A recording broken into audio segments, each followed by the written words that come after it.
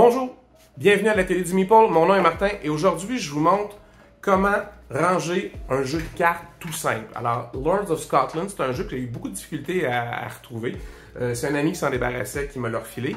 Et c'est un jeu de cartes très simple, dans une petite boîte, avec quelques petits jetons, il n'y a presque rien là-dedans. Mais je vais faire un petit rangement, c'est-à-dire que dans la boîte de base, je vais faire un séparateur et je le fais expressément pour vous montrer c'est quoi un séparateur. Parce que dans ma vidéo sur les champions de Midgard, j'ai beaucoup fait de séparateurs et j'ai eu quelques questions là-dessus. Alors j'en profite pour vous montrer comment je fais ces séparateurs-là. Je l'ai déjà fait par le passé, là, je ne sais plus il y a combien de vidéos. On approche la centaine maintenant. Et alors c'est vraiment pour vous donner une idée d'un petit jeu, même si c'est simple, on peut ajouter, faire du rangement supplémentaire. Mais aussi, comment on fait ce fameux séparateur-là, c'est tout simple. Ça vous prend les mesures de votre profondeur de boîte, de votre largeur de boîte, de votre hauteur de boîte. Vous n'avez pas besoin de rien d'autre. Après ça, c'est les mesures de ce que vous allez séparer. Dans ce cas-ci, ça va être 2 piles de cartes. Puis je vais me servir de l'espace restant pour faire du rangement. Alors, on regarde ça ensemble.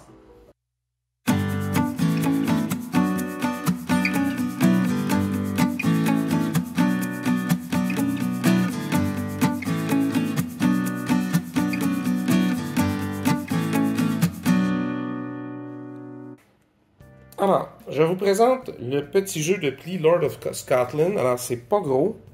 C'est vraiment juste un jeu de cartes dans une petite boîte. Évidemment, les règles. Et vous avez des petits jetons de rien. Là, un jeton premier joueur, quelques petits jetons. Et c'est un jeu de cartes. Alors, il y a des cartes. Le jeu est assez difficile à trouver. Alors, j'ai pas pris de chance. J'ai mis des sleeves sur les cartes. Et c'est vraiment des cartes à l'européenne, un peu plus minces. C'est plus comme un format bridge qu'un format poker. Et en fait, ce que je veux, c'est le protéger davantage. Et je profite ma dernière vidéo où j'ai fait beaucoup d'origami pour les Champions of Midgard. Si vous n'avez pas vu la vidéo, vous irez voir. J'ai fait beaucoup de séparateurs. Alors, je vous montre comment aujourd'hui je fais mon séparateur pour tout simplement pour mettre dedans, faire des espaces. Alors, je vais faire un espace pour les cartes, un espace central pour les jetons et un autre espace pour le reste des cartes parce que quand c'est sleevé, ça prend plus d'espace évidemment pour les cartes. Alors, on regarde ça ensemble, comment je vais faire. Alors, première chose, on choisit une feuille de papier. Alors, j'ai choisi une feuille de papier qui reprenait des couleurs qu'il y avait dessus. C'était dans ma réserve. Là, j'ai acheté des gros papiers à scrapbooking 30 par 30 un jour en spécial. Et là, je les passe au fur et à mesure. J'essaie de matcher les couleurs parce que c'est le fun. On a l'impression que ça vient quasiment avec. Et on le retourne de bord. Et là, j'ai fait un quadrillé. Pourquoi? Eh bien, pour faire des séparations. D'habitude, je ne bâde pas de le faire centrer, le quadrillé, tout simplement parce que des fois la feuille est unie, mais là, je voulais la partie centrale, essentiellement, je voulais voir le plus possible ça. Alors, je l'ai centré, mais ce n'est pas nécessaire. Alors, j'ai fait une première séparation de la largeur des cartes, comme ça. J'ai fait 2 sections qui sont de la hauteur de mes cartes. Pas de mes cartes, mais de ma boîte. Alors vraiment la hauteur comme ça ici. J'ai calculé que j'ai ici à l'autre bout un autre espace pour les cartes. Comme ça ici. Et le même séparateur, donc il va monter puis redescendre parce que tout ça c'est plié. Et l'espace central qui va rester, ce sera pour mettre les jetons. Alors une fois que ça c'est fait, ben, c'est assez simple à calculer. Vous avez besoin de non seulement la hauteur que vous avez mis ici pour faire votre carte, ça va monter, ça va descendre, l'espace dans le bas, ça va monter, ça va descendre ici, puis l'espace des cartes ici. Vous avez besoin de la même hauteur ici tout le tour, parce que vous allez prendre ces côtés-là, les replier pour emballer sur le côté votre carte, pas votre carte, mais dans le fond de votre boîte, et vous allez rentrer certaines parties pliées pour vraiment séparer bien séparer les trucs, puis que ce ne soit pas juste le up and down qui tient, mais bien un côté qui va venir le renforcer en entrant par en dedans. Ça a l'air complexe quand je l'explique de même, mais vous allez voir, c'est tout simple. Alors, on regarde ça ensemble. Je vous mets sur pause, puis je vais découper le tout, puis je vous montre comment je fais le pliage après. Bon, me revoici avec mon bout de papier plié. Alors, j'ai sur les lignes de côté replié vers l'intérieur, parce qu'évidemment, c'est le beau côté qu'on veut voir. Une fois que ça c'est fait, on plie les sections qui vont remonter comme ça. Vous voyez, ça va remonter là. Ça va être le petit séparateur du milieu. Ça remonte ici. Puis je vais en avoir un qui va remonter ici. Okay. Alors, ce que je veux, c'est que la pointe de lui rentre en dessous ici. Alors, pour faire, c'est assez simple. Vous allez prendre des ciseaux et sur la ligne de pli, vous allez venir couper jusque-là. Même chose de l'autre côté, sur la ligne de pli. Vous allez couper jusque-là les deux morceaux. Les deux côtés, c'est-à-dire comme ça. On va faire la même chose là où ça remonte encore une fois. C'est ce qui fait que ça ajoute beaucoup de solidité à notre petite boîte. C'est ça. Et ici, dans le haut, il me restait assez de feuilles. J'avais pas assez de longueur de feuille pour que ça remonte des deux côtés.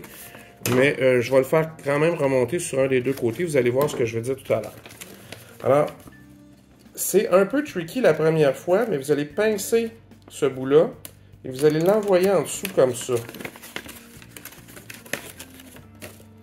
Même chose ici, vous le pincez, prenez par l'extérieur, et vous l'envoyez comme ça en dessous. On va aller faire l'autre côté. Vous pincez l'extérieur et vous le rentrez en dessous. Et dernière place, vous le pincez ici, et vous le rentrez en dessous. Ce ne sera pas parfait tout de suite, mais voyez-vous, en le plaçant avec vos doigts, et là, je vais ici le mettre en arrière. Ça n'apparaîtra pas du tout.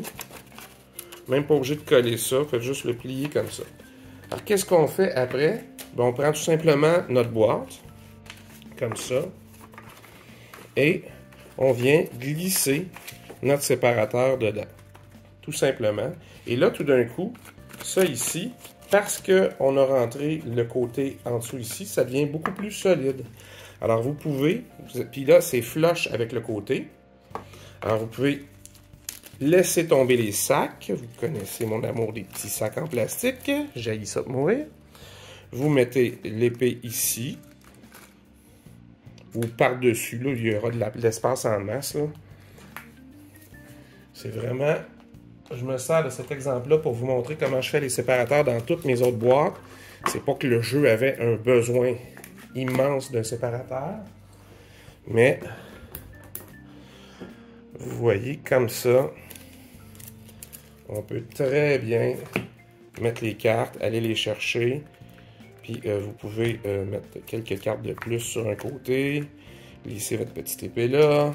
Vous mettez les règles et vous allez avoir quelque chose de solide et de toujours rangé pour vos cartes. Alors même si je le brasse allègrement comme ça, quand je le ressors, tout est toujours à sa place parce que les côtés sont solides, les séparateurs sont solides.